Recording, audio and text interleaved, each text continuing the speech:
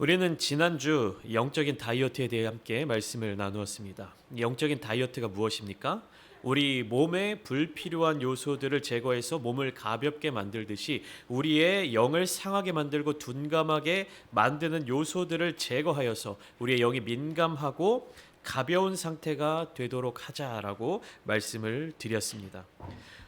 우리 몸이 무겁고 둔해지면 그로 인해서 점점 더 건강을 해치게 되듯이 우리의 영이 무겁고 둔해지면 서서히 사탄 마귀의 계략에 빠지게 되며 좁은 문 좁은 길을 따라 걸을 수 없게 되는 것입니다. 그렇게 우리는 우리의 영을 둔감하게 만드는 것들, 세상의 문화, 미디어, 죄와 같은 것들을 절제하고 다스릴 수 있어야 합니다.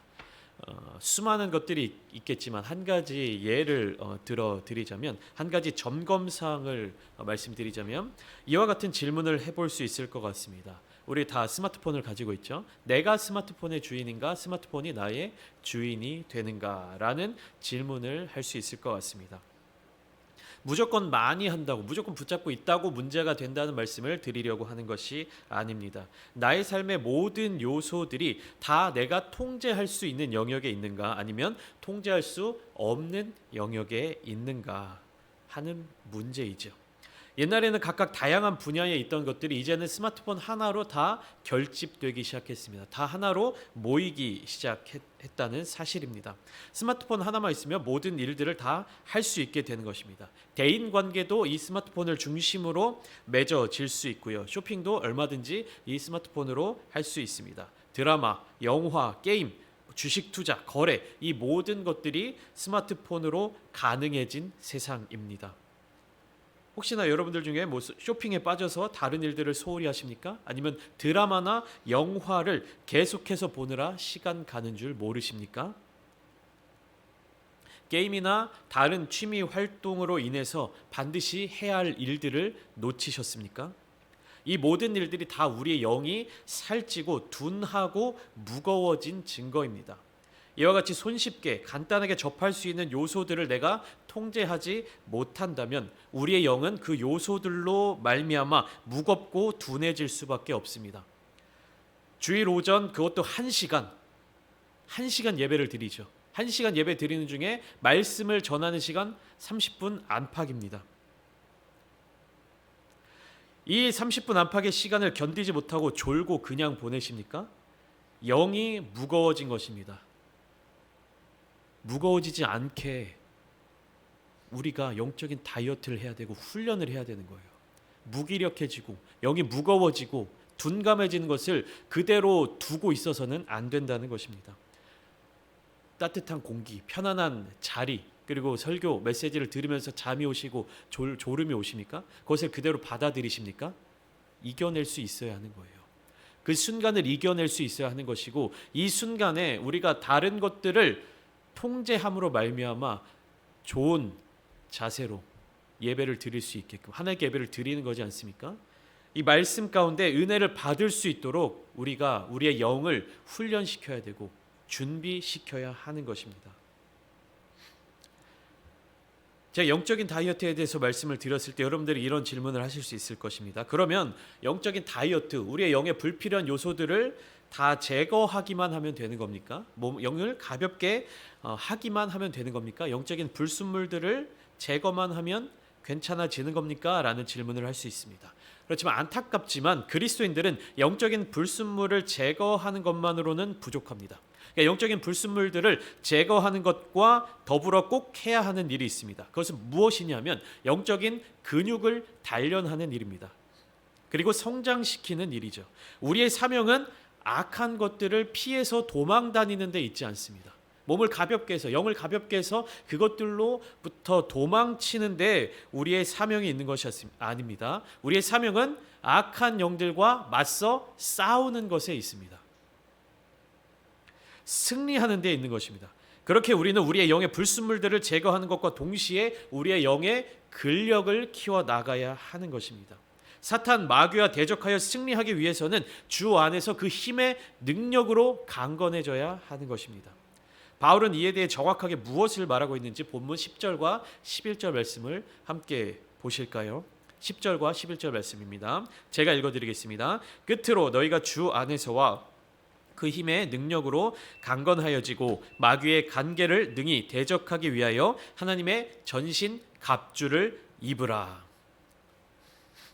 바울은 에베소 교회에 보내는 편지를 마무리하면서 마지막으로 마귀를 대적하는 전략에 대해서 설명하고 있습니다. 첫 번째 10절 말씀에 뭐라고 기록되어 있습니까? 주 안에 있으며 주의 힘의 능력으로 강건하여져라. 성도들로 하여금 강해지도록 권면하고 있는 것입니다.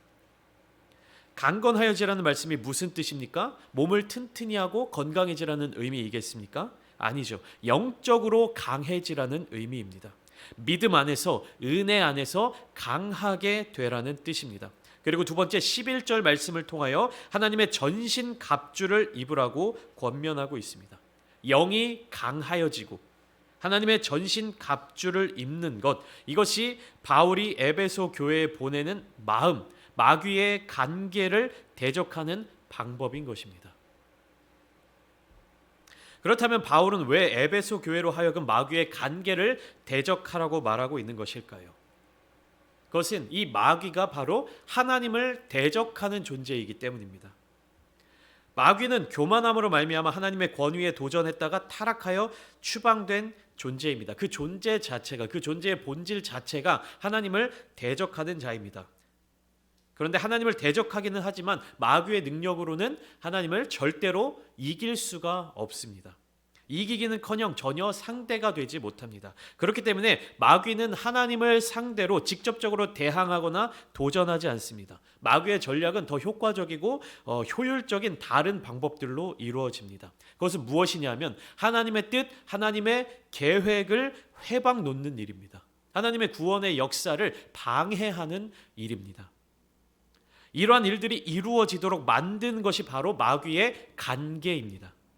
하나님께서는 계속해서 우리 인간들에게 하나님의 마음을 전달하시고 구원으로 인도하시고 궁극적으로는 예수 그리스도를 이 땅에 보내주셨습니다. 예수님께서 이 땅에서 이루신 사명이 무엇입니까? 온 인류의 죄를 대신 지시는 것. 그렇다면 예수님이 이 땅에서 공생의 사역을 하실 때 마귀가 가장 방해하고자 했던 것 또한 예수님의 사역이었습니다.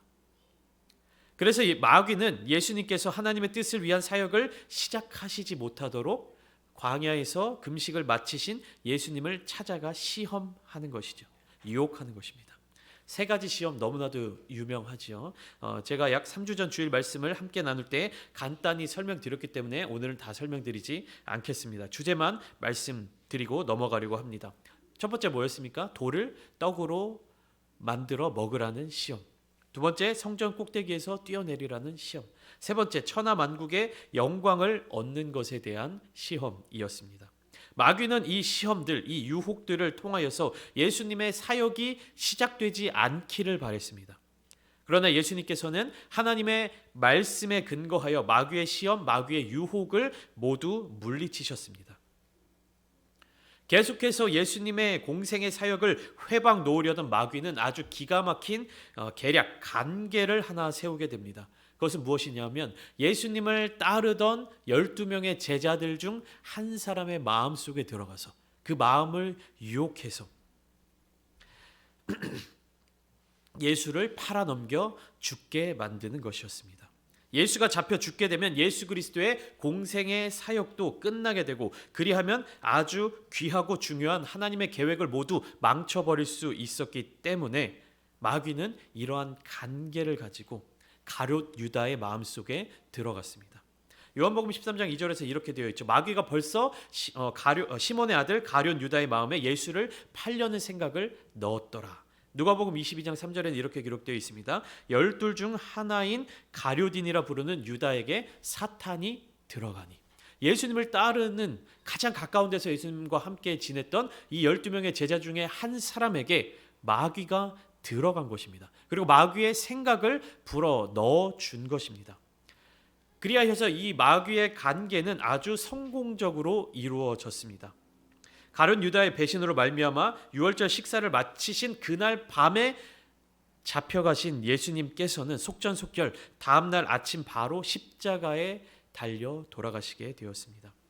이것으로 마귀는 얼마나 기뻐했을까요? 3일 동안 아주 큰 축제를 벌였을 것입니다. 그런데 마귀의 이러한 간계는 하나님의 놀라우신 지혜와 그리고 크신 계획 아래에서는 아무런 힘을 발휘하지 못했습니다. 3일째 되던 날 죽음을 이기시고 부활하여 사망 권세를 깨뜨리신 예수 그리스도로 말미암아 오히려 어떻게 된 것입니까? 하나님의 구원 계획, 하나님의 구원 역사가 완성되었기 때문입니다. 마귀는 이 예수님을 죽음으로 몰아넣음으로 인하여 하나님의 모든 계획을 방해하고 무너뜨렸다고 생각했지만 하나님은 그 모든 것들을 다 아시고 오히려 마귀의 간계를 뛰어넘는 놀라운 구원을 이루셨던 것입니다. 마귀의 간계를 깨트리시고 이루신 예수 그리스도의 사명, 그 복음, 그리고 그 기쁜 소식을 이어받은 성도들이 마귀의 간계에 넘어져서야 되겠습니까? 그렇기 때문에 바울은 성도들로 하여금 이를 능히 대적하기 위하여 하나님의 전신 갑주를 입으라고 권면하는 것입니다. 하나님의 전신 갑주를 입기 위해서는, 갑옷을 입기 위해서는 우리의 영적인 근력이 자라나야 합니다. 갑옷이 얼마나 무겁겠습니까? 우리 군대 다녀오신 분들은 아시겠죠. 총을 들려면 총 자체도 무겁습니다. 군장이라든지 이런 군인들이 메고 있는 모든 짐들이 무겁습니다. 결코 쉽지 않은 일들이에요. 하나님의 전신 갑주를 입으라라는 말은 우리의 영적인 근력을 키워서 영적인 힘을 키우는 방법으로 이루어져야 하는 것입니다. 지피지기면 백전불위 혹은 지피지기면 백전불태라는 말이 있습니다. 이것은 무슨 말입니까? 적을 알고 나를 알면 100번 싸워 위기를 겪지 않는다라는 말입니다. 이와 같이 바울은 먼저 그리스도인들이 상대해야 할 대적들을 알려주고 있는데요. 12절 말씀에 이렇게 기록하고 있죠. 우리의 씨름은 혈과 육을 상대하는 것이 아니요 통치자들과 권세들과 이 어둠의 세상 주관자들과 하늘에 있는 악의 영들을 상대함이라. 눈으로 볼 수 있고 손으로 만질 수 있는 영역의 싸움이 아니라 그러한 영역을 뛰어넘는 영적이고 우주적인 성격임을 알려주고 있는 것입니다. 그렇기 때문에 이 싸움은 반드시 하나님의 전신 갑주가 필요한 것입니다. 인간의 능력으로, 인간의 노력으로 어떠한 방법으로 이겨낼 수 없는 것임을 무엇보다도 분명하게 먼저 선언하고 있습니다. 이 영적인 적대자들의 위치는 하나님보다는 아래에 있지만 이 인간 세계보다는 높은 영향력을 가지고 있습니다. 사탄 마귀가 예수 그리스도에 의해 패배를 당했지만 여전히 악한 영들은 그리스도의 뒤를 따르는 자들, 즉 그리스도인들을 향한 공격을 통하여 그들로 하여금 좌절하고 낙심하게 만들려고 하고 있습니다. 하나님을 상대로 이길 수 없다라고 말씀드렸죠. 절대로 약한 영들은 하나님을 상대로 이길 수가 없습니다. 그렇기 때문에 어떻습니까? 육신의 몸을 입고 있는 이 땅의 인간 세계의 몸을 담고 있는 하나님을 따르는 사람들, 그리스도인들을 낙심하게 만드는 겁니다. 왜요? 하나님의 백성들, 하나님의 자녀들, 믿는 그리스도인들을 낙심하게 만들고 좌절하게 만들고 떠나가게 만드는 것이 결국에 하나님의 구원 사역을 방해하는 것이고 하나님의 마음을 아프게 만드는 것이고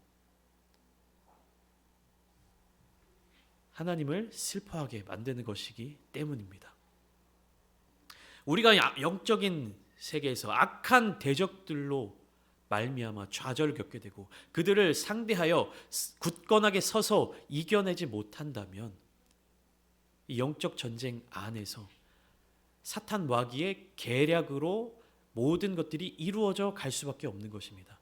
이 관계가 무엇인지 우리는 파악해야 되는 것입니다. 나 한 사람 무너지고 나 한 사람 좌절하고 나 한 사람 낙심하게 되는 것이 아닙니다.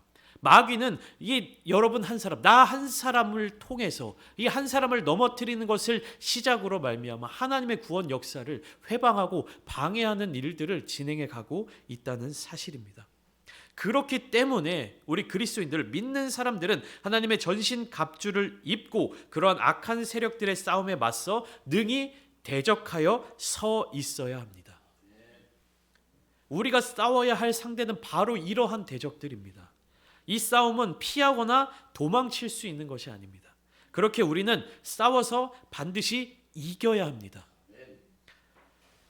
통치자들과 권세들과 이 어둠의 세상 주관자들과 하늘에 있는 악의 영들을 상대하기 위해서는 우리 또한 영적으로 강한 무장을 해내야 합니다.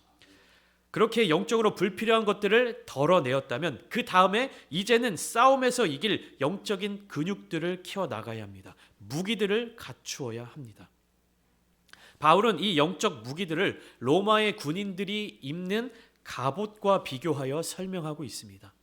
에베소 교회의 성도들은 당대의 온 지중해 패권을 쥐고 있던 로마 제국, 그리고 그 로마 제국의 강대함을 자랑하고 지켜내는 가장 기본 중에 기본이었던 로마의 중갑 보병, 완전 무장한 보병들이 적들을 상대하는 모습을 떠올리며 영적 전쟁의 그림을 머릿속에서 그려낼 수 있습니다. 오늘날을 살아가는 우리들은 군인들이 어떠한 무장을 하고 있는지 머릿속으로 그려내기가 쉽지 않죠. 허리띠가 무엇이며 호심경, 흉배가 무엇이며 뭐 칼과 방패가 어떻게 생겼으며 이런 것을 우리는 머릿속으로 그려내기가 쉽지가 않습니다. 그렇지만 에베소 교회, 당대의 바울 시대의 사람들은 이러한 모습을 쉽게 떠올릴 수가 있었던 것입니다. 바울은 그냥 쉽고 간단하게 이 하나님의 어떤 전신갑주의 요소들을 나열하지 않습니다. 결국에 이 하나님의 전신갑주를 쭉 읽어보면 그 내용은 무엇입니까? 진리와 의와 평안의 복음과 믿음과 구원과 성령을 가져야 한다는 의미입니다. 그런데 이것을 그냥 단순하게 제가 지금 말씀드렸던 것처럼 쭉 나열하고 여러분들 이것을 다 가지셔야 됩니다. 진리와 의와 평안의 복음과 믿음과 구원과 성령을 여러분들이 구하셔야 됩니다. 이렇게 단순하게 설명하고 있지 않아요. 실제 전쟁에 나가는 군인들의 모습을 기반으로 각각의 요소들을 역할에 따라 잘 접목시켜 설명하고 있습니다. 이러한 설명은 제가 조금 전에 말씀드렸듯이 에베소 교회의 성도들의 삶과 굉장히 밀접한 연관성을 가지고 있습니다. 에베소는 큰 도시였고 다양한 사람들, 다양한 민족들이 오고 가는 도시였습니다. 그렇기 때문에 일상에서의 삶 속에서 이 군인들을 보는 것이 굉장히 자연스러운 일이었을 것입니다. 그렇기 때문에 바울의 이 권면을 듣고 삶 속에서 로마 군인들의 모습들을 보게 되면 자연스럽게 무엇이 떠오르게 되는 겁니까? 하나님의 전신 갑주가 생각나게 되며 악한 마귀의 간계를 경계할 수 있게 되는 것입니다. 우리는 지금 우리들의 삶의 삶 속에서 이러한 전신 갑주를 입고 갑옷을 입고 돌아다니는 사람들을 전혀 볼 수가 없잖아요. 그러나 에베소 교회 사람들은 어떻습니까? 지나다니면서 이 로마 군대의 병사들, 군인들을 쉽게 볼 수 있는 거예요. 그러면 삶 속에서 삶을 살아가다가 그 군인들을 보게 되면 무엇이 떠오르는 거예요? 하나님의 전신갑주가 떠오르는 거예요. 영적인 전쟁의 세계를 기억하게 되는 겁니다. 사도 바울의 가르침을 떠올릴 수 있게 되는 거예요. 그래서 하나님의 전신갑주를 하나하나 살펴보면 가장 먼저 등장하는 것이 무엇입니까? 진리의 허리띠입니다. 이 진리는 믿음에서 나오는 인간의 진실성입니다. 믿음을 통해서 나오는 진실함이에요. 그리고 허리띠는 호심경과 한 쌍으로 이루어진 장비로서 어떤 것이냐면 군인이 전투를 준비하는 가장 기본적인 역할을 감당하게 해줍니다. 허리띠, 제가 지난번에 베드로전서를 나누면서도 말씀을 드렸는데요. 고대가 아니라 이때 당시에 팔레스타인 혹은 로마 시대의 사람들의 의복, 옷이 어떤지 기억나십니까? 저희처럼 상하의가 나뉘어져 있는 것이 아니라 쭉 한 벌로 겉옷과 속옷으로 나누어져 구별되어 있다고 말씀드렸죠. 치렁치렁하게 흘러내리는 그런 옷들인데 이 허리띠는 어떤 역할을 해주는 겁니까? 흘러나오는 부분적으로 삐져나오는 그런 옷들을 딱 묶어서 단단하게 여미고 조여서 민첩하게 움직일 수 있도록 고정시켜주는 장비입니다. 우리는 이 진리의 허리띠로 말미암아 더욱 힘차고 민첩하게 대응할 수 있는 것입니다. 빨리 달리는 사람들, 먼 곳으로 달리는 사람들, 이 허리띠를 동여매고 달려나간다라는 말씀이 성경에서도 군데군데 등장하고 있죠. 즉, 이 허리띠는 무엇입니까? 우리가 더 민첩하고 더 잘 움직일 수 있도록 만드는 요소입니다. 우리 안에 진리가 없다면, 우리 안에 진실함이 없다면, 거짓이 있다면 우리가 민첩하게 움직이지 못하고 자꾸만 머뭇거리고 걸리적거리게 됩니다. 우리 안에 확실한 믿음의 진리가 있을 때 우리는 머뭇거림 없이 영적 전투에 담대하게 임할 수 있는 것입니다.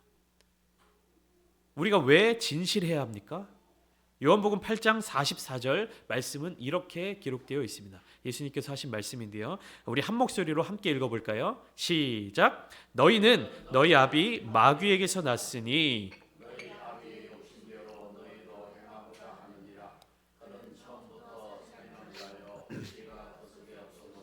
진리에 서지 못하고 거짓을 말할 때마다 제 것으로 말하나니 이는 그가 거짓말쟁이요 거짓의 아비가 되었음이라. 마귀는 진리가 그 속에 없습니다. 그렇기 때문에 진리에 서지를 못하는 겁니다. 또한 거짓말쟁이이고 거짓의 아비가 됩니다. 그렇기 때문에 우리가 진리의 허리띠를 매지 않는다면 우리는 진리가 그 속에 없는 마귀와 같고 거짓의 아비인 마귀에게 속하게 되는 것입니다. 여러분들도 일상에서의 삶을 살아가면서 내가 떳떳하고 내가 마음속에 거짓이 없을 때 어떡합니까? 행동에 거침이 없죠. 담대하죠. 근데 무엇인가 내가 마음속에 하나 걸리는 것이 있다면, 거짓된 것이 있다면 어떤 행동이나 사람들을 대할 때 머뭇거리게 됩니다.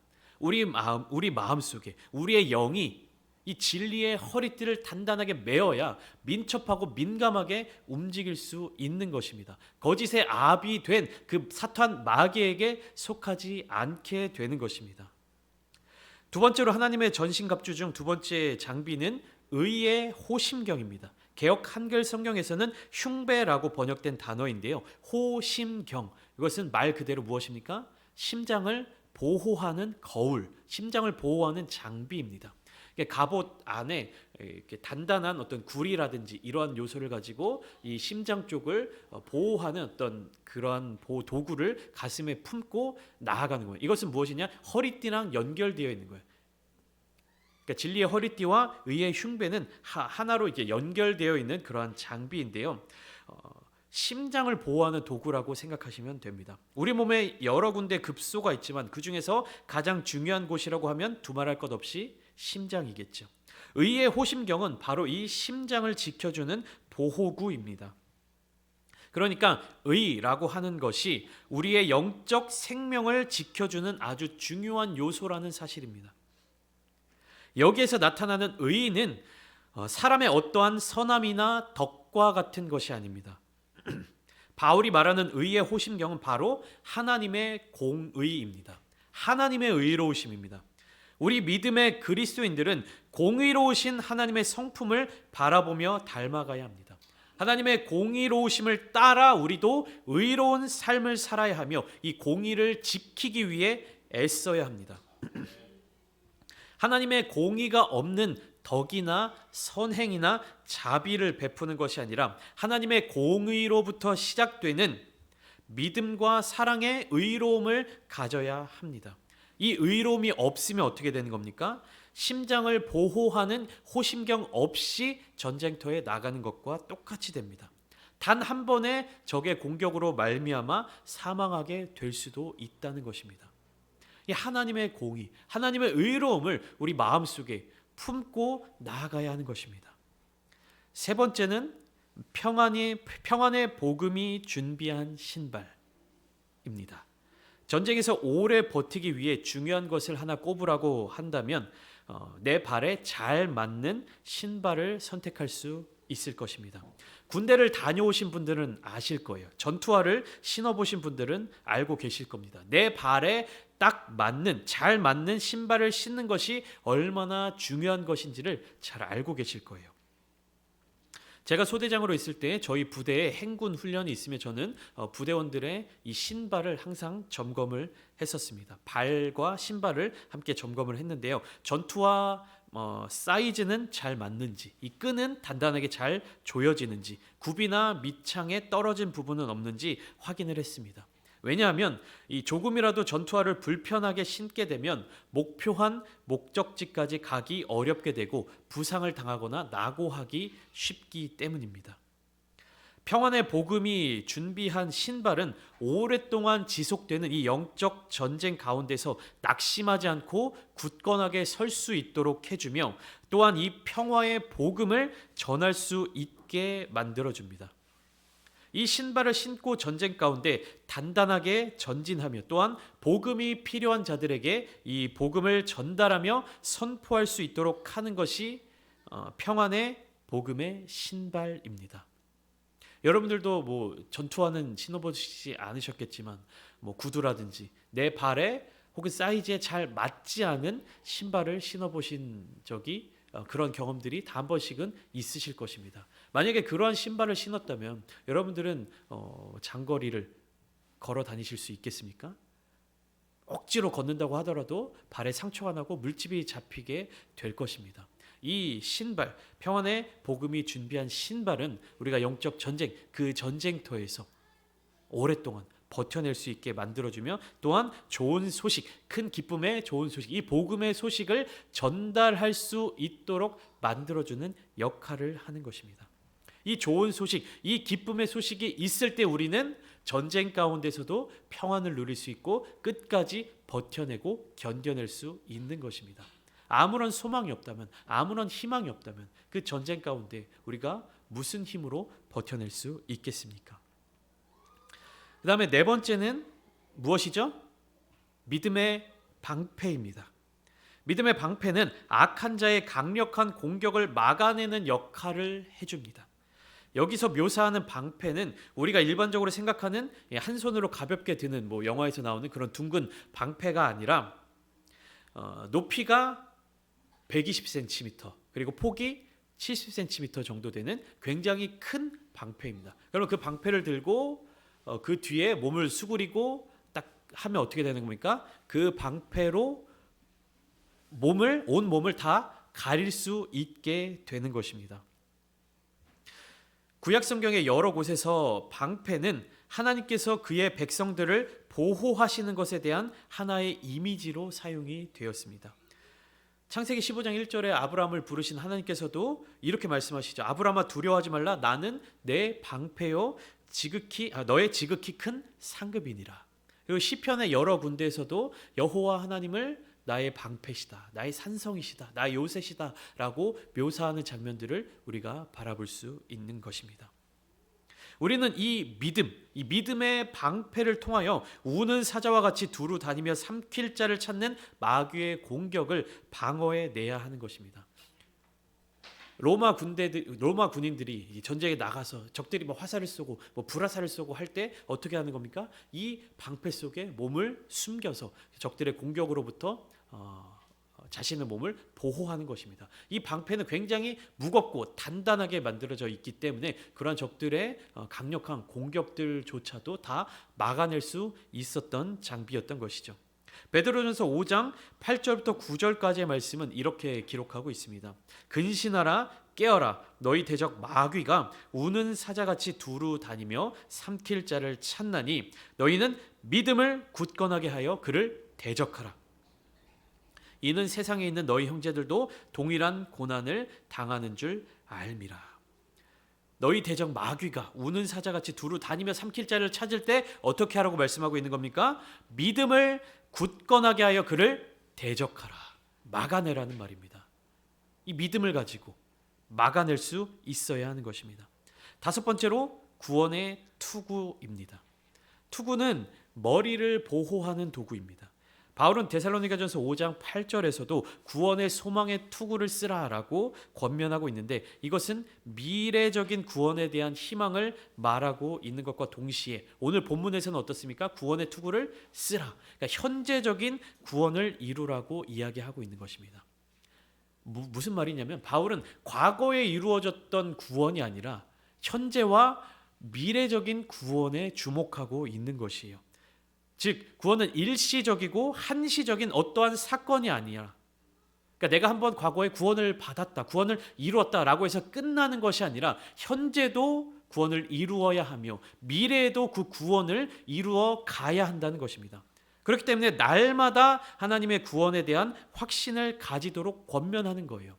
내가 이전에 하나님의 어떤 그 놀라우신 구원의 역사, 그 은혜를 경험했다라는 것을 기억하며 그것만 두고 삶을 살아가는 것이 아니라 무엇입니까? 과거에 내가 그러한 구원의 경험, 구원의 은혜를 경험했다 할지라도 오늘 이 순간, 그리고 앞으로의 삶의 그 순간순간마다 하나님의 구원의 소망을 붙들고 살아가야 한다는 것입니다.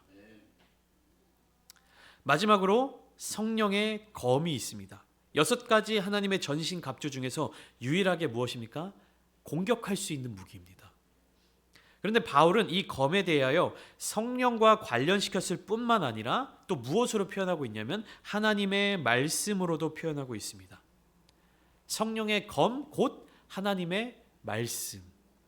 그러면 이것은 무슨 뜻일까요? 바울에게 있어서 성령의 검과 하나님의 말씀, 즉 성령과 하나님의 말씀은 동일한 기능, 똑같은 작용을 일으킨다라는 뜻이겠죠. 히브리서 4장 12절 말씀을 한번 보실까요? 제가 읽어드리겠습니다. 하나님의 말씀은 살아있고 활력이 있어 좌우에 날선 어떤 검보다도 예리하여 혼과 영과 및 관절과 골수를 찔러 쪼개기까지 하며 또 마음의 생각과 뜻을 판단하나니. 성령은 하나님의 능력을 상징합니다. 그리고 하나님의 말씀 또한 이 능력을 담고 있습니다. 세상의 권세들과 통치자들과의 싸움에서 그리스도인들은 하나님의 창조의 능력인 이 말씀으로 무장해야 합니다. 말씀 그 자체이신 예수 그리스도로 힘입어야 하는 것입니다. 그리고 더욱 중요한 것은 이 성령의 검, 하나님의 말씀으로 가장 먼저 찔러 쪼개야 할 대상은 나 자신이라는 것입니다. 이 성령의 검, 말씀의 검을 다른 사람들을 향하여 휘두르는 사람들이 있어요. 그러나 이 검은 심판의 검이 아닙니다. 구원과 복음, 기쁜 소식을 이루는 검입니다. 가장 먼저 무엇입니까? 이 성령의 검으로, 말씀의 검으로 나 자신을 돌이켜서 혼과 영과 관절과 골수를 찔러 쪼개며 하나님 앞에 마음의 판단과 생각을 내려놓아야 하는 것입니다. 이것을 가지고 다른 공동체의 사람들, 다른 그리스도인들을 향해서 휘두르고 하는 것이 아니라 나 자신을 먼저 점검하고, 그리고 무엇입니까? 나를 유혹하려고 다가오는 악한 영의 세력들을 향하여서 성령의 검을 휘둘러 물리쳐야 하는 것입니다. 그럴 때 가장 먼저 나 자신을 돌이키며 또 교회 공동체, 가정 공동체 안에서 화해를 이루고 화평을 이루고 하나됨을 이루어 이것을 무너뜨리려는 악한 영들에 대적하며 하나님의 구원 목적을 성취해야 합니다. 궁극적으로 하나님의 전신 갑주는 무엇을 의미합니까? 새 사람을 입는 것입니다. 내가 입고 있었던 모든 것들을 벗어 던지고 하나님의 전신 갑주로 새롭게 되는 것입니다. 이 새롭게 됨으로 말미암아 우리는 악한 영들과 대항할 수 있고 진리 안에서 온전하게 바르게 설 수 있는 것입니다. 하나님의 능력으로, 하나님의 말씀으로 새롭게 되지 않으면 우리는 하나님의 전신갑주를 통하여서 악한 영들을 상대할 수 없는 것입니다. 사도 바울은 고린도후서 5장 17절을 통해 선포합니다. 그런즉 누구든지 그리스도 안에 있으면 새로운 피조물이라. 이전 것은 지나갔으니 보라 새 것이 되었도다. 우리는 새로운 피조물이 되어서 이전 것은 다 지나가고 새로운 피조물들이 되어야 하는 것입니다. 온전히 하나님 안에서, 그리스도 안에서 하나님의 전신 갑주를 입으십시오. 악한 영의 세력들을 대적하십시오. 그리함을 통하여서 새 사람을 입고 화평을 이루며 구원의 역사를 경험하기 원합니다. 우리가 하나님의 전신갑주로 새 사람을 입을 때 하나님의 놀라운 은혜와 사랑이 깊게 임하게 될 것입니다. 우리의 연약한 모든 것들, 우리가 낙심하고 절망하게 되는 모든 것들을 다 내려놓고 하나님의 놀라우신 은혜, 하나님의 놀라우신 사랑, 그리고 하나님께서 우리를 위하여 예비해 두신 이 귀한 전신 갑주를 입음으로 말미암아 이번 한 주간 이러한 은혜를 깊게 묵상하시며 하나님의 놀라우신 사랑과 복을 누리시는 모든 성도님들이 되시기를 주님의 이름으로 축원합니다.